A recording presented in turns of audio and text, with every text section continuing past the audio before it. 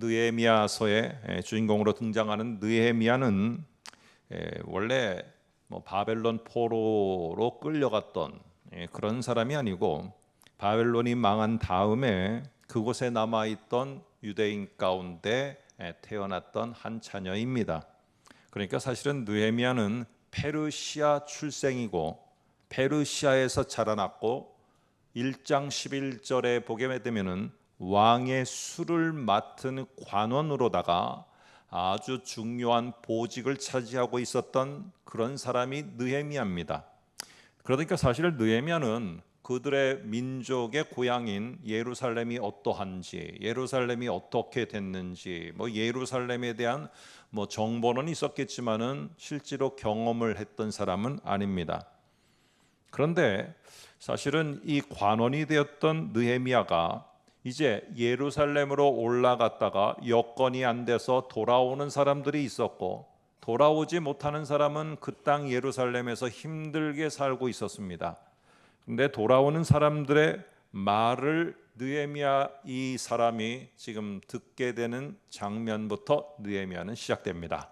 한번 1장 3절을 보시면은 이렇게 그들이 돌아와서 소식을 전합니다. 그들이 내게 이르되 사로잡힘을 면하고 남아 있는 자들이 그 지방 거기에서 큰 환난을 당하고 능욕을 받으며 예루살렘 성은 허물어지고 성문들은 불탔다 하는지라 하며, 느헤미야가 들은 소식은 내가 가보지는 않았고 내가 그곳에서 거하지는 않았지만은 들려오는 소식은 나의 어쨌든 고향이라고 하는, 내 조상들이 말하는 고향이라고 하는 그 땅이 성벽이 무너지고 성문이 불탔다는 이 소식을 듣게 되어집니다. 그래서 나중에 이 느헤미야가 페르시아의 왕에게, 이 사실 술 맡은 관원장, 우리가 창세기에 나오는 것처럼 떡 맡은 관원장은 왕의 좌총령 우베코입니다. 오른손과 왼손입니다. 지금으로 말하면 대통령 비서실장 정도 되는 상당히 권력이 있는 그런 지위입니다. 그런데 어쨌든 이러한 위치에 있었던 느헤미야가 페르시아의 왕의 허락을 받아서 예루살렘으로 돌아와 성벽, 성전이 아니고 이 성의 벽, 무너진 성벽을 갖다가 재건하는 일, 다시 세우는 일을 주도하게 되어집니다. 그중에 조롱하는 소리도 들리고 음모론도 있고, 이럴 때에도 꿋꿋하게 백성들을 위로해서 52일 만에, 단지 52일 만에 이 성벽 재건을 완성하는 이야기, 이게 느헤미야의 이야기입니다.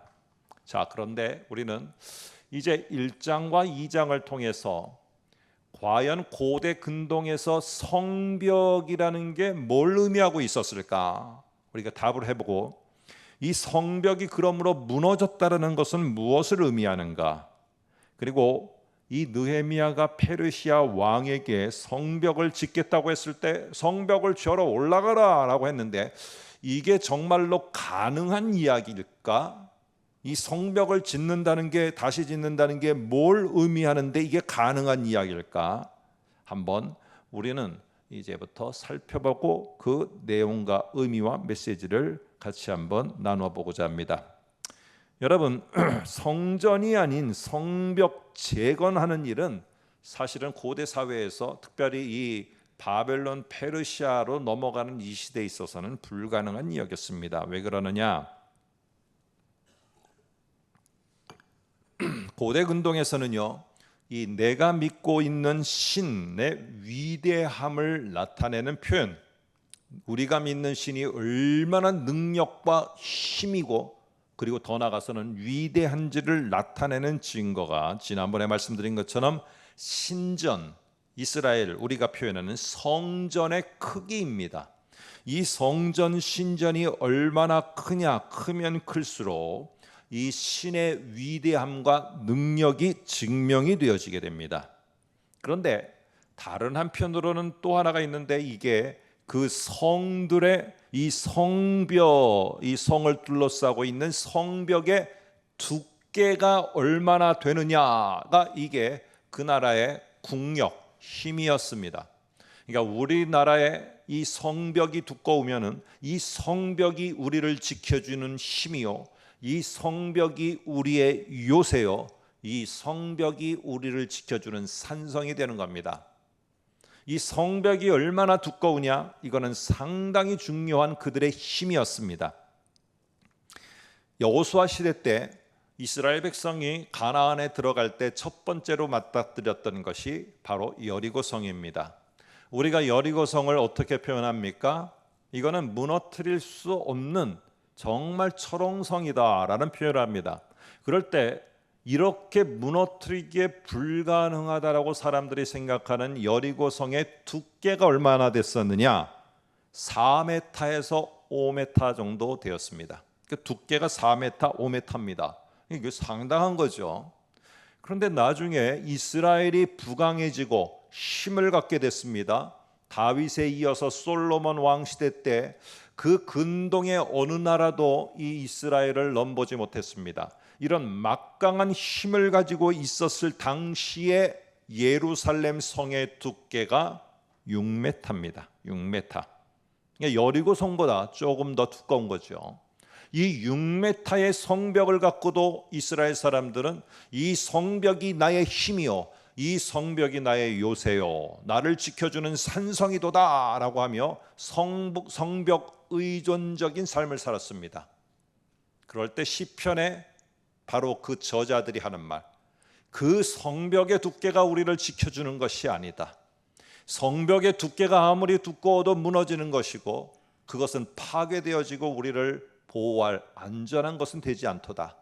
우리를 지켜줄 것, 그것은 바로 진짜 우리의 힘은 성벽의 두께가 아니고, 바로 우리의 요새는 성벽의 두께가 아니고 나의 하나님이 나의 힘이요, 나의 요새요, 나의 산성이도다. 이 말하는 근거가 바로 어디에 있느냐? 이 성벽의 두께를 자꾸 자랑한다는 거예요. 이스라엘 사람들은 우리의 이 성벽의 두께가 6m 정도 되기 때문에 이것도 언덕 위에 있는 이 예루살렘을 절대로 어느 나라도 무너뜨릴 수 없다라고 생각했습니다. 근데 예루살렘이 바벨론에 의해서 성벽이 지금 하나도 남지 않고 파괴되어져 버렸어요. 이게 내가 의지한 것의 결과입니다. 내가 의지하고 붙잡았던 거의 결과예요. 저 사람이 나에게 큰 힘이 될 거다. 그 사람이 무너지면 나는 무너집니다. 내 가족이 될 수도 있고, 내가 하는 일이 나의 성벽의 두께다. 내가 하는 일이 없어지면 사람들은 무너집니다. 그러나 그렇게 무너지지 않는 여호와 하나님이 나의 산성이고 나의 성벽이심을 이렇게 고백하는 이 시편의 고백, 이것을 우리는 다시 한번 되새겨 볼 필요가 있습니다. 더 나아가서요, 아수르가 이 세상을 지배하고 있을 때 아수르, 어느 나라도 아수르를 무너뜨릴 수 없었다고 합니다. 왜 그러느냐? 이 요나가 가서 니느웨 성 사람들에게 가서 외칠 때, 아수르의 수도 니느웨 성 사람들에게 외칠 때 그 사람들이 바뀌겠어? 그 사람들이 적어도 이 성벽의 두께가 얼만데, 안데 그 성벽의 두께가, 니느웨 성의 성벽의 두께가 12m였습니다. 마차 3대가 그 성벽 위를 달려갈 정도로, 성벽 위에 도로가 있을 정도로, 이 3차선 4차선 도로가 될 정도로 두꺼운 성벽이었습니다. 그러니까 그 니느웨 성은 그 강력한 성벽의 힘을 갖고 있기 때문에 가서 외친들, 저 사람들이 바뀌겠어 했는데 그 성벽의 두께를 의지하고 살았던 사람들이 이 하나님의 말씀을 듣고 회개했다는 거, 이거는 엄청난 하나님의 역사가 아니고는 일어날 수 없는 겁니다. 그런데 그 아수르가 무너졌습니다. 그리고는 바벨론이 등장했습니다. 바벨론의 성벽은 자그마치 20m에서 25m였습니다. 여러분, 이 바벨론이 무너지겠습니까? 그런데 그래서 사람들은 우리 선지서에서 이미지로 다 말하는 것처럼 이 바벨론은 큰 나무요, 주변에 있는 나라들은 그 나무 그늘 아래 거하고 있는 새들과 같도다라고 말합니다.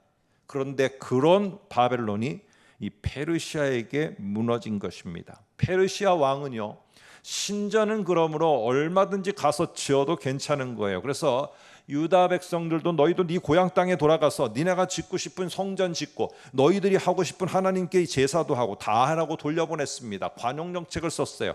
그런데 절대로 포로된 자들이 돌아가서 자기 고향 땅에서 해서는 안 되는 게 무엇이냐? 성벽 건축입니다. 이 성벽을 건축한다는 것은 다시 국력을 모은다는 것이고, 국력을 키워서 반란을 도모할 수 있기 때문에 절대로 페르시아는 이 성벽 재건을 허락하지 않았습니다. 예레미야가 지금 그런데 성벽을 재건하겠다라고 이거를 말하려고 하니 얼마나 힘들겠습니까? 이거는 잘못 말했다가는 반란의 주모자가 되고 자기의 좌청령 우베코 왕 옆에 있던 자기의 자리가 날아가는 건 물론이거니와 자기의 생명과 자기 민족 전체가 위험에 빠질 일입니다. 성벽을 재건하겠다, 나를 보내주시오. 이 말을 할 수 없는 상황이 느헤미야의 상황입니다. 여러분, 우리 모두는 기억하는 것처럼 하나님 앞에서 하나님 대신에 성벽의 두께 6m만을 자랑하면서 우리가 이것 때문에 산다라고 한 이 이스라엘은 결국에 별것도 아닌 것을 의존했고 20m, 25m의 두께를 가지고 있는 바벨론도 멸망하고 모든 것들이 멸망하는데 6m를 자랑하면서 그게 뭐라고, 내가 하고 있는 일과 지위가 뭐라고, 그게 나를 보장하고 지켜준다고 자랑하고 있던 그 이스라엘은 하나님을 저버리는 일 때문에 하나님이 이스라엘을 심판합니다. 그러면서 하나님이 뭘 하시는 줄 압니까? 성벽부터 무너뜨리는 겁니다. 바벨론이 쳐들어와서 그 의존하고 있었던 성벽 6m를 다 묻어버리는 겁니다. 두께 6m를. 그 내용이 성경에 9구절절이 나오지만 시편의 2구절만 한번 보겠습니다. 시편 89편 40절을 보시기 바랍니다. 이렇게 말합니다. 그의 모든 울타리를 파괴하시며 그 요새를 무너뜨리셨으므로. 시편 80편 12절.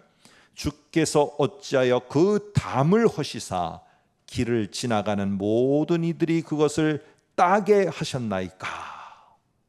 모든 게 파괴된 거예요. 하나님의 심판이 임한 것입니다. 모든 게 무너졌어요. 여러분, 내가 무엇인가 일을 시작하는 그 분야에 사실은 잘 되는 게 있어야지 사람들이 시작하는 거 아닙니까?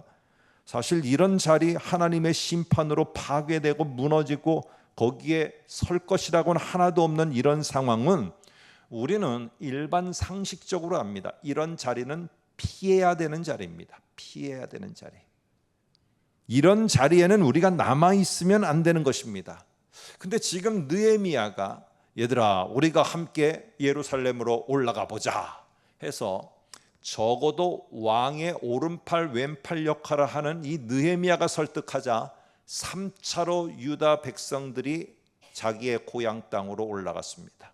그들 대부분은 아마 그 고향 땅이 어떻게 생겼는지도 못하는 세대였을 거예요. 무슨 일을 할 줄도 모르고 올라갔습니다.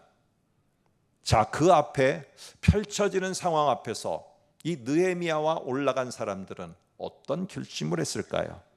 느헤미야는 예루살렘에 도착하고 사흘이 지난 후에 이제 주위를 둘러보려고 밤에 나가서 보게 됩니다. 자, 한번 그때 밤에 나가서 주위를 둘러보는데 이게 들었던 거하고 본 거는 완전히 다른 거예요. 자, 1장 3절 들었을 때는 예루살렘이 성이 어떻다라고 했는지 다시 한번 보겠습니다. 이렇게 말합니다.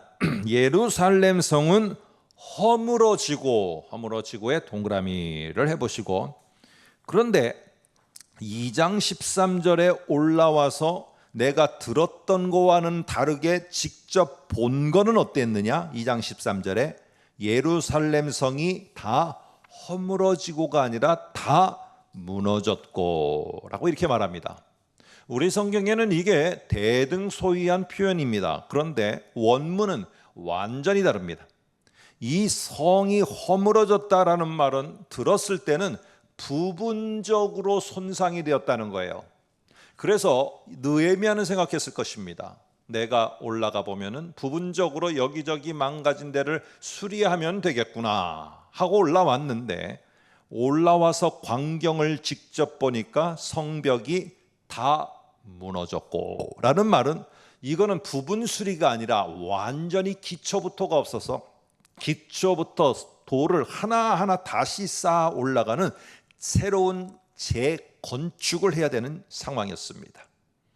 여러분, 느헤미야는 들었습니다. 1차로 올라간 사람들이 성전을 건축한다고 자기 선배들이 올라갔는데 주변 사람들이 얼마나 방해를 하고 괴롭히고 하는지, 그리고 성전을 지으려고 해보니까 옛날에 솔로몬 성전은 이랬다, 얼마나 화려했는지 아느냐, 이 소리에 계속 뇌리에 남아있는 사람들인데, 그것을 성전을 지으려고 보니까 화려함도 없고 솔로몬이 썼던 비싼 제목도 없고 비싼 돌도 없고 아무것도 없어요. 낙심이 되고 실망이 되고 이게 가능하겠는가 하면서 자기들이 하려고 했던 성전 건축 16년 동안이나 멈춰져 있었습니다. 이 이야기를 페르시아에 적어도 이 한 왕의 비서실장 정도 되는 위치에 있는 이 느헤미야라면은 그런 소식을 다 들었을 것입니다.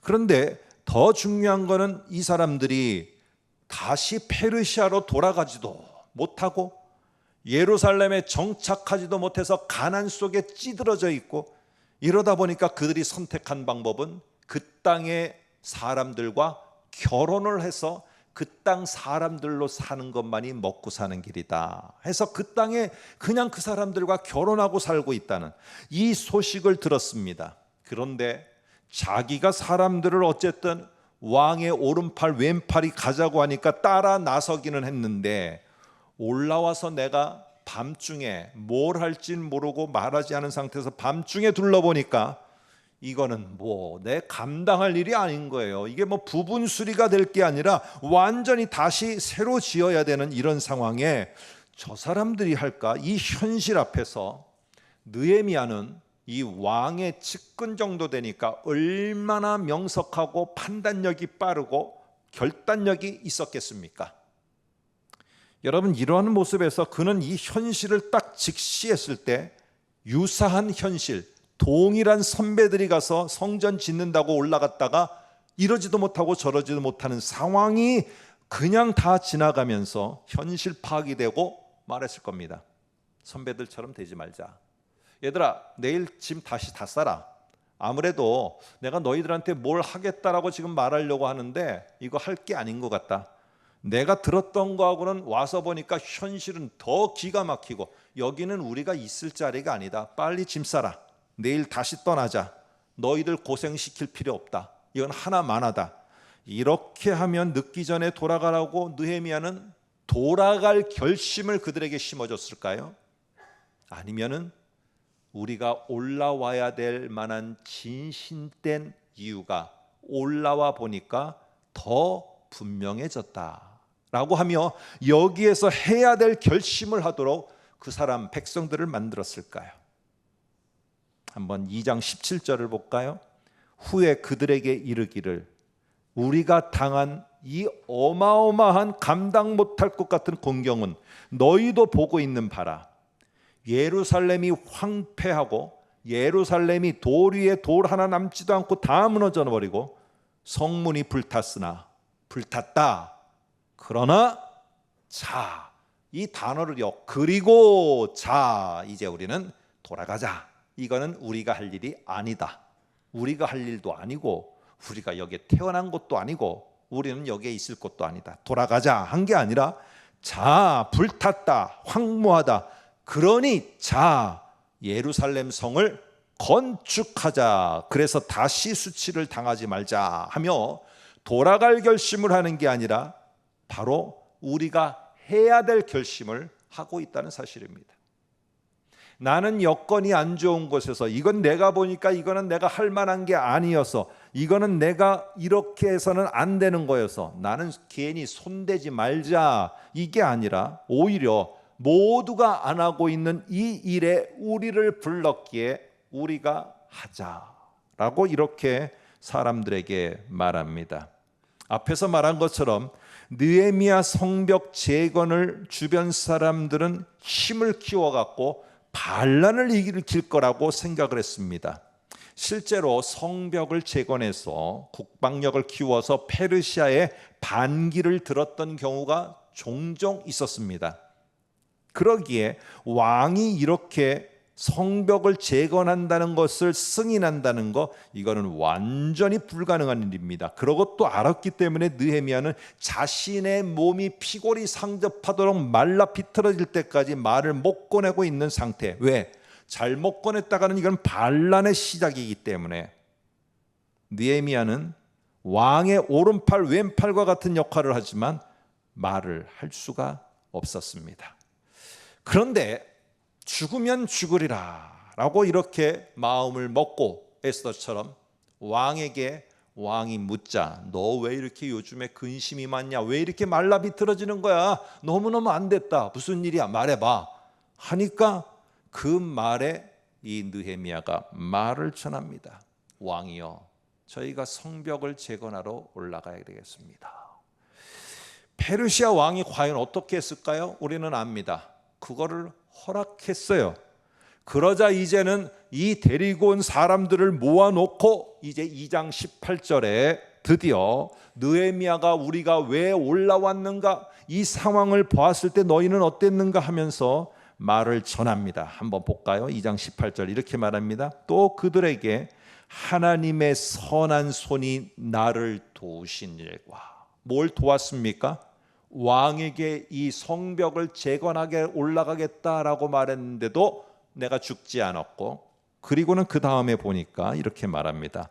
왕이 내게 이른 말씀, 너는 올라가서 너의 나라의 성벽을 재건하여라 라고 한 이 말씀을 전하였더니 그들의 반응이 일어납니다. 일어나자, 우리가 건축하자 하고 모두 힘을 내어 이 선한 일을 하려고 시작하게 되어집니다. 느헤미야는 왕이 허락하는 것이 불가능한 일이었는데 그것을 시작하도록 왕이 입에서 하라라는 말을 했다는 것에 하나님이 이미 역사하셨고 선한 손이 거기에 있었고 그것이 하나님이 시작하신 거라고 확신을 했습니다.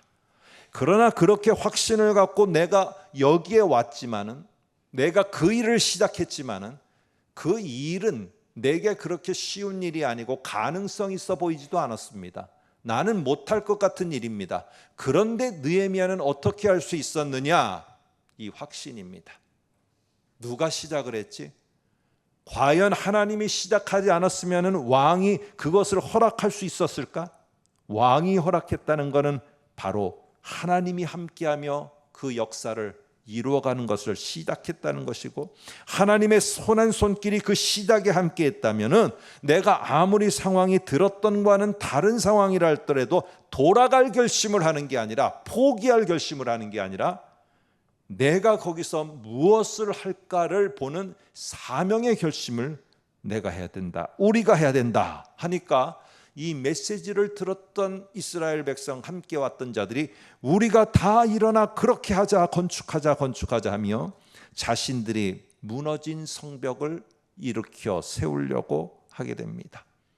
여러분, 이런 하나님에 대한 시작이 하나님이 했다는 확신이 있게 되자 그 다음에 그 사람들을 흔들려는 상황이 성전을 지을 때도 있었는데 성벽을 지을 때도 똑같이 나타납니다. 2장 19절에 보니까 이렇게 말해요. 호론 사람 산발랏과 종이었던 암몬 사람 도비아와 아라비아 사람 게셈이 이 말을 듣고 우리를 업신여기고 우리를 비웃어 이르되 너희가 하는 일이 무엇이냐? 니네가 이 성벽을 지을 수 있다고? 너희가 지금 하는 그 일이 페르시아 왕을 배반하고 너희가 반란을 꾸미려는 것을 너는 모르고 하는 거냐? 그러나 어떤 소리를 하더라도 그 소리 속에 두려워하거나 그러면서 페르시아 왕이 오해하고 다시 군사를 보내서 이집트의 왕이 쫓아왔던 것처럼 쫓아올 수도 있는 상황이지만은 그런 말을 하는 사람들에게 흔들리지 않습니다. 그리고는 20절에 이렇게 당당하게 말합니다. 내가 그들에게 대답하여 이르되 하늘의 하나님이 우리를 시작하게 하신 그 하나님이 완성하는 거기까지 형통하게 하실 것을 나는 확신하노라. 그의 종들인 우리가 그래서 멈춰서고 포기하는 결심을 하고 돌아갈 결심을 하는 게 아니라 우리가 일어날 결심을 하고 건축 성벽의 돌을 하나하나 올려가려는 이 결심을 우리는 하노라. 오직 그러나 너희에게는 예루살렘에서 뭐 기업도 없고 권리도 없고 기억되는 바도 없다 하였느니라 하며, 그들은 그 소리 속에도 하나님이 왕에게 이 일을 시작하게 했다, 이거는 하나님의 일이 아니고는 할 수 없어. 내가 여기까지 왔다, 하나님이 하시지 않고는 이런 일이 여기까지 올 수 없어. 이 확신이 드는 자는 어떠한 상황이 내 앞에 있다 할지라도 포기할 결심, 돌아갈 결심하지 않습니다. 내가 이곳에 부름을 받았구나, 내가 이곳에 할 일이 있어서 왔구나, 야 와보니까 진짜 할 일이 있네, 이런 내가 해야 될 사명의 결심을 합니다. 근데 이게 느헤미야 혼자 될 일이 아니고 이스라엘 전체가 그렇게 돼야 되는데, 하나님이 우리를 이렇게 시작하셨다, 나를 통해서 왕이 허락했다, 여기까지 왔다, 이제 어떻게 할래? 자, 우리가 일어납시다, 우리가 그렇게 합시다. 결국에 성전은 짓다 중단되고 16년이 지나서야 다시 새롭게 시작하여서 완공했습니다. 근데 성벽은 이때부터 시작해서 어떻게 됐느냐? 6장 15, 16절을 보겠습니다. 이런 확신 가운데 흔들림 없이 어떠한 유혹과 비웃음과 조롱 속에서도, 이 환경 속에서도 주저하지 않고 돌아가지 않고 있었던 그들, 다시 일어서자고 했을 때 하나님이 어떻게 이 일을 그들과 함께 마무리하시느냐? 성벽 역사가 52일 만에 맞춰져 버립니다. 52일, 엘루월 25일에 끝남에 우리 모든 대적과 주위에 있는 이방 족속들이 이를 듣고 두려워하게 됩니다. 이게 어떻게 가능했지? 왜 페르시아가 무너뜨리러 안 오지? 크게 낙담합니다. 그들이 우리 하나님께서 이 역사를 이루신 것을 알았기 때문입니다. 하나님은 예전에 왜 도대체 성전을 지으라고 했을까? 지금은 왜 성벽을 지으라고 했을까? 성벽을 지어서, 성벽을 새롭게 세워서 이스라엘의 힘을 키워주려고. 여러분, 그 앞에 선배들은 왜 불러 올려서 왜 성전을 다시 건축하라고 했습니까? 하나님이 거하실 곳이 없어서 거기에 거하려고? 아닙니다. 그 성전을 지어가는 모든 과정에서 하나님을 알고, 이런 어려움이 왔을 때 하나님이 시작했기 때문에 우리는 하나님을 신뢰하고 낙심치 말고 가야 된다는 것을 굳게 믿고 신뢰하며 가는 삶을 그들이 갖도록 하기 위해서인데, 성전을 재건했던 그들은 낙심했고 실망했고 장애물 앞에서 멈춰섰습니다. 그러나 나중에 그들의 마음을 다시 한번 돌이키고 회복함으로 말미암아 멈춰섰던 그들이 해야 될 사명의 결심을 하고 그들이 해야 될 일을 완성합니다. 오늘 도대체 왜 그러면 하나님은 이제 3차로 성벽을 재건하는 일을 했을까요? 성벽을 시작하고 완성해야지 그들의 힘이 생기기 때문에? 아닙니다. 무너지는 성벽을 보고선 철저하게 하나님의 손이 함께하고 하나님이 함께 하셔야지 이 일이 되는구나, 무너진 성벽을 보며 함께하는 하나님을 신뢰하도록 하는 겁니다. 그래서 시편 저자의 고백처럼 외형적 성벽을 의존하며 두께 얼마 이거를 의존하는 게 아니고, 오늘 하나님 그분이 나의 요새요, 나의 성벽이 되시기에 그분만이 나의 힘이시로다 라는 것을 확신하도록 하기 위해서였습니다. 성벽의 재건은 그 자체가 중요한 게 아닙니다. 나에게 어떤 새로운 일을 주신 것은 나에게 얼마만큼의 두께의 성벽을 가진 능력이 있느냐, 그것을 나타내려고 나에게 새로운 일을 주신 것이 아니고, 내가 감당하지 못할 것을 보여주신 것이 아닙니다. 나의 힘은 여호와 하나님이다. 나의 진정한 성벽은 여호와 하나님이라는 것을 더 깊이 깨달아야 그 무너진 현장 앞에서 하나님을 신뢰할 수 있기 때문에, 그래서 그 하나님을 신뢰하는 그 모습으로 나아가게 될 때 하나님이야말로 나의 진정한 힘이요 능력이십니다 라는 걸 고백하고 나갈 때, 하나님이 그 무너진 땅에서 나의 힘이 되어 주시고 나의 능력이 되어 주시고 나의 성벽이 되어 주십니다. 아무쪼록 우리요 힘이요 요새이신 이 하나님을 신뢰하는 저와 여러분에게 하나님께서 정말 놀라운 회복을 주시기를 소망합니다. 나아가서는 우리의 사명을 보고 떠나갈 결심, 거기에 포기할 결심이, 돌아갈 결심이 아니라 사명을 보고 그것을 잘 감당하며 하나님의 일하심을 보는 저와 여러분 되시기를 간절히 소망합니다.